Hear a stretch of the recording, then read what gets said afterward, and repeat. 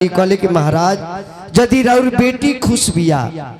तब बेटी के खुशी खातिर बाप जगह जमीन तक बेच देले तो ना हो के तो अपना बेटी के हमरा जिम्मे दे दी कि सदा जीवन खुश रहे। करे आइले करवा में लटकल सांप रे सांप रे बाप रे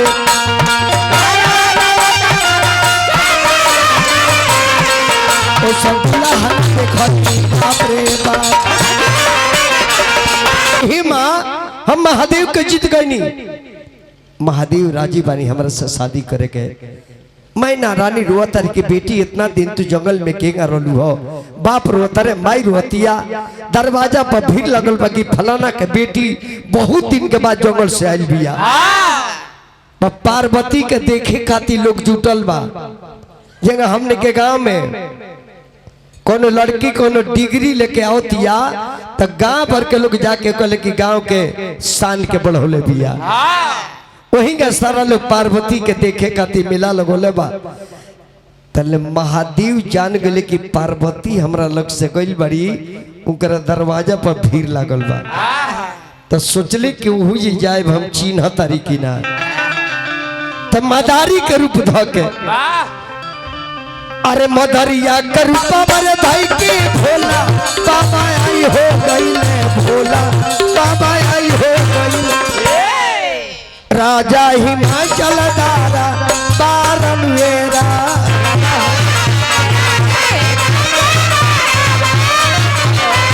मदरिया के रूप में भाई के भोला बाबा आई हो गईले भोला बाबा आई हो गईले राजा हिमाचल दारा बारन वेरा।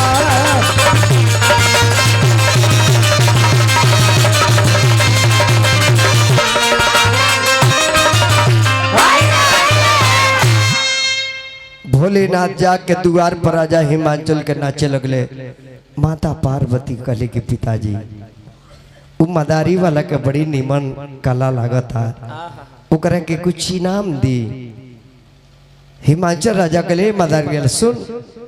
बहुत दिन के बाद हमार बेटी घरे आयल बिया, तारा पर बड़ी खुश बिया, हमरा से कुछ इनाम मांगो। तो शिव जी बनल बड़े नकली मदारी कहले कि महाराज यदि राउर बेटी खुश बिया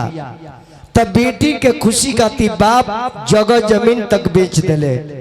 तो ना हो के तो अपना बेटी के हमरा जिम्मे दे दी कि सदा जीवन खुश रहे।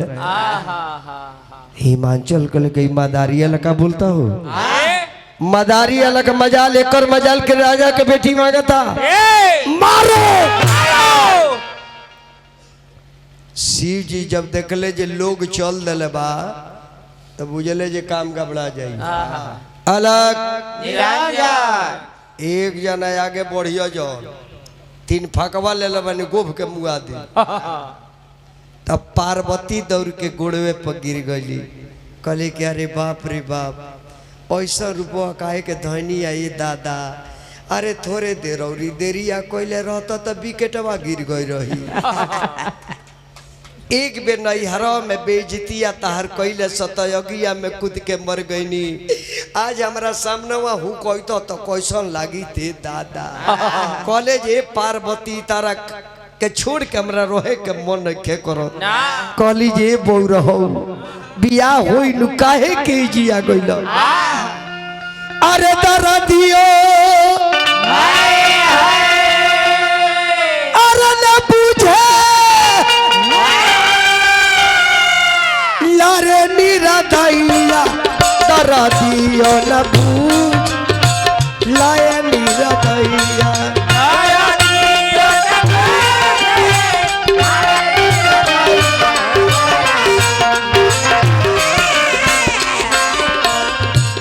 आरे दर दियो अरे न बुझे लारे गाजड़िया दर दियो न बुझ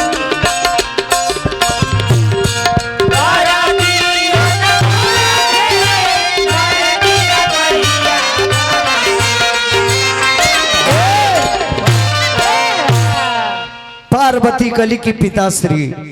जल्दी हमार शादी कर दी न तो यही कोई माजबा में ढुकी है अब बाद में हुकाइए जाए तो हम का करे। तब शिव जी के बरात के तैयारी कल गई। अब देवता लोग द्वार पर पहुंचे लागल, सजावे लागल महादेव के। वही में भूत पिचास कुकुर सियार नेउर खखर हई हाकनी डाकनी मुर्दा खोर सुदा खोर सिर काटा फिर काटा सब तैयार बने से। बाबा हे करतन एसिया कम करी ना ए मोटू बाबा तने हरानो कम को के बक्सो के दी टेबल में हेल हेल। अब भोलेनाथ के बरात सजल। बरात जब सच के चलल जैसा सुनिए भाई जी से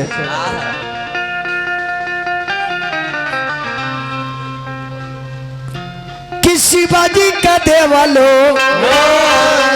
अरे सजल बरतिया अरे भूतावा परेतावा पिचास के तहाड़ा बिछी गोजरा के पतिया तो चलल बरी।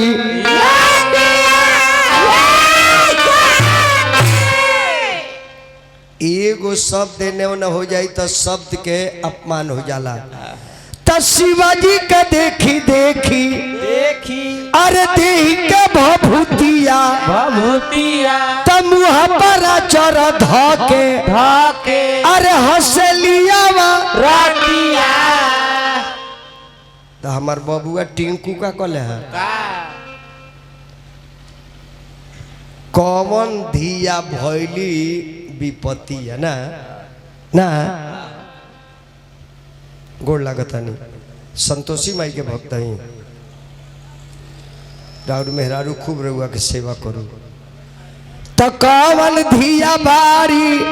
अरे विपत्तिया तो जाता बोरी। अब बाबा के बरात जाना रास्ता से जाता लाइन क्लियर। लोग कहते ये बरात ना हो विपत हो या ना गाँव में जाइए को जाना पहुंचिए ना उन्हें मलमलिया मसर खाओ जाएगा पी के काल के मर गई बड़े सो वही सब जन ढिमला जाइबो ढिमला जाइबो।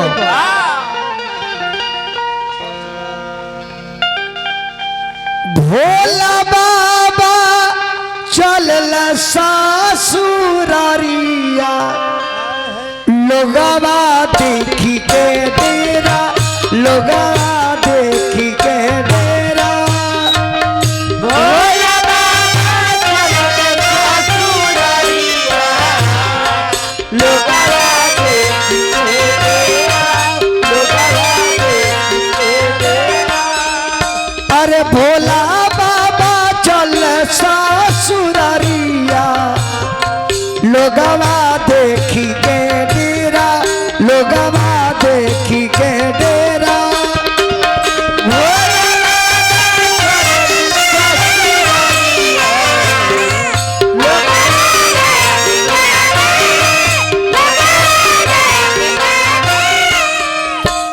भूतवा परतवा पीछा सके जमतिया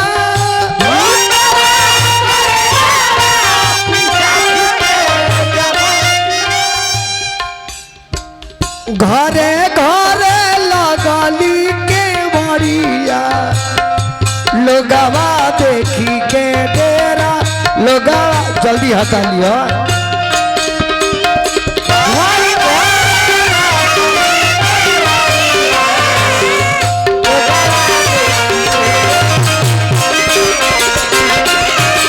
अरे भोला बाबा चल ससुरारिया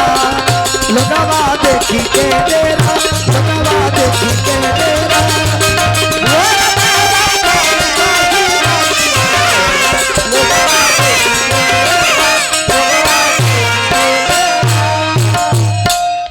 अब बादशाह बैल के मुंह बा पश्चिम में है आ बाबा बैठता रे पूर्व में है। देवता लोग कहते कि बेइज्जती पर लात धराइए एक तो एको गो निमन दल में बाड़े सोना ना जौना गाँव में जैसे लोग हमनियों के पिटवाई और देवता लोग अलगे अलगे चलो ताकि अलगे अलगे कतार में चले के अगर पिटाई लागल जाए तो कह दे जाए वो बारात में किसान को हो बारात में अब बैल बड़े हे में है बाबा बैठतनी लोग कल की महादेव ई का कोले बनी स्टीयरिंग बहन है अब बैठल बनी है ने तब भगवान बोले नाथ कनी करे वाले हमरा के बुड़बक समझता नहीं दुनिया का मालिक नारायण हमरा बरात के पीछे आवता नहीं तो अपना मालिक के पीछे करो हम हुआ के दर्शन करते करते बैके गियर में लेके चल जाए हम देवता लोग के दर्शन करत जाए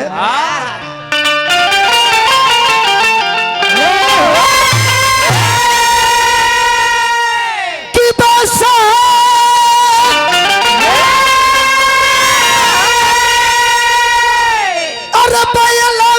चढ़ी के अरे चल माता वाला वारे जिलावा हिला अरे गरदा अरे उड़ल बाया समान जिलावा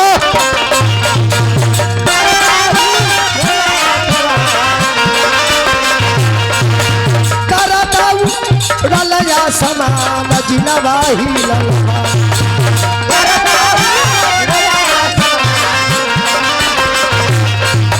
भूतवा परेतवा पी चसके जमती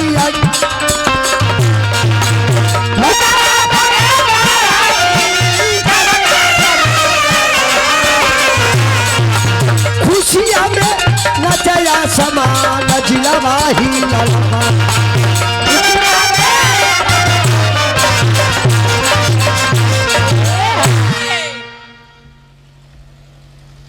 भैया की तरफ से 21 पैसा ने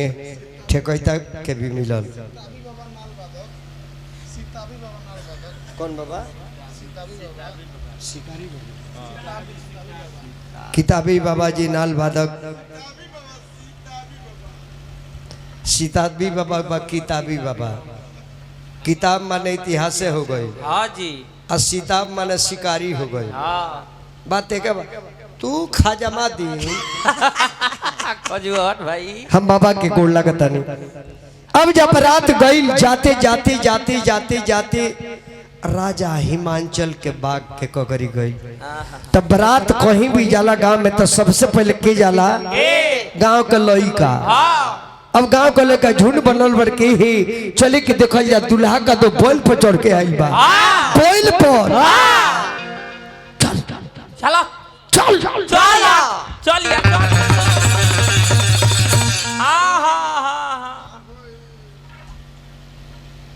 तले 5 गो ने से भागल होता रे सो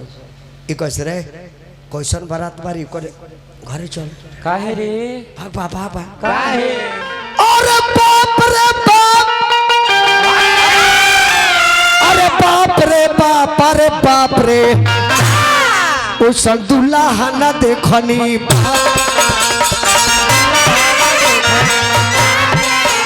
उस दुल्हा न देखनी बाप रे बस बैला बाप चोरी कर अइले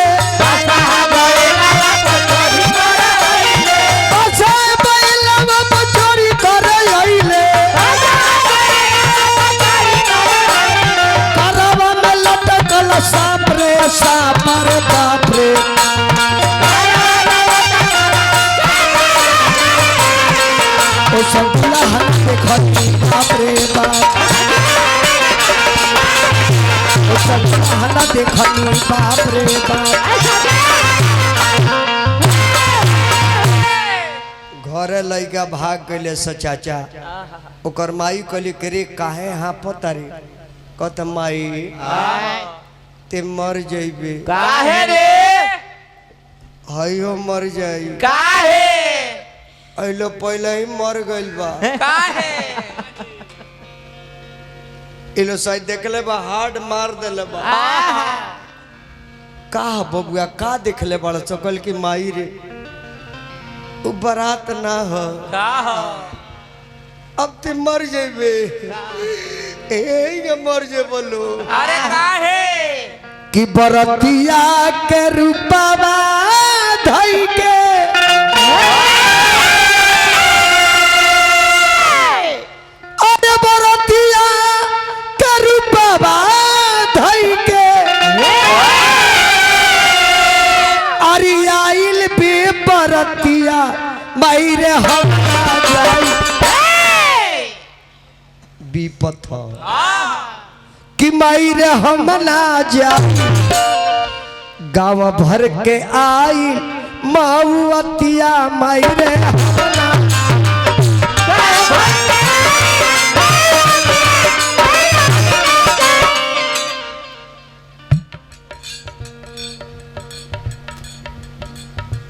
भैया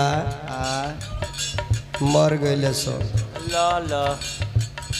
बैला मार के मुआ दल सका आ जाने है बाबू बरतिया के रूपवा धई के आइल बा विपतिया मायरे हमना बरतिया के रूपवा धई के आइल बा विपतिया मायरे गाँव भर के आइल मऊतिया मायरे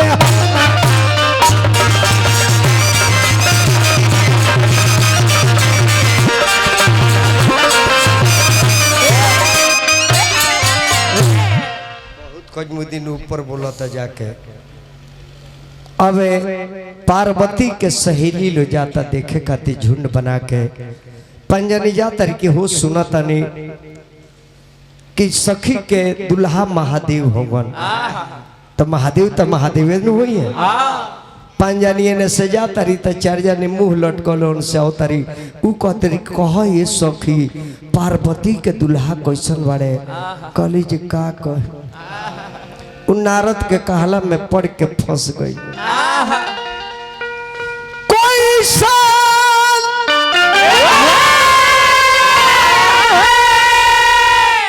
गौर के सजनमा कोई साल अरे गौरा के सजनमा कैसन गौरा के सा अरे बाप रे ए सखी अंग विभूति गले मुंडा माला मूड़ी के माला पहनले बा मूड़ी के अंग विभूति गले मुंडा माला कान में कुंडल बिछी अक्का कही सखी का भइल पार्वती के माई गईली है थारी फेंक के सास परैली तना सकली हा परिछी अजगर अरे लटकल गरद हरी अब सारा गांव के लोग भागल बा बासा बोल को तरी बाबा माहौल बिगड़ गई राउर बारात गबड़ाता शिव जी कले जी का है महमूली रहुआ भौभकड़ लागता नहीं ऐसा रूप धले बने रुआ एक जना के बेहू कोइले जाए ना दे का डरे भागलो का